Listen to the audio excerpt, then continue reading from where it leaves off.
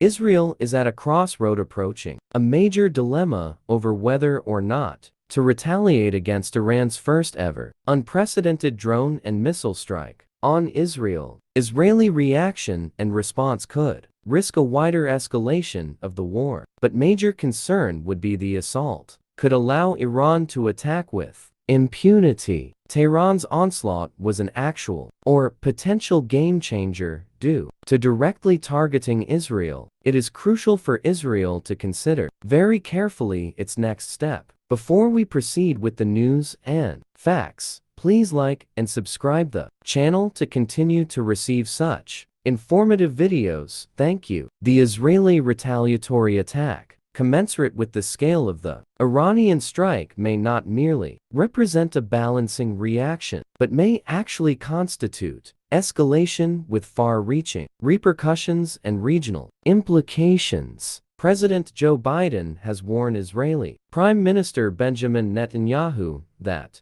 the U.S. would not support any Israeli reaction constituting a counter-offense, though IDF has announced that the barrage would be met with a response, and Israeli retaliation would almost inevitably lead to a wide escalation and a regional conflict involving whole of the Middle East. Since Russia and China are likely to support Iran, any significant escalation may affect oil prices, commercial, maritime routes from China to Europe, U.S. and NATO policy on Ukraine, and more, with wide and far consequences.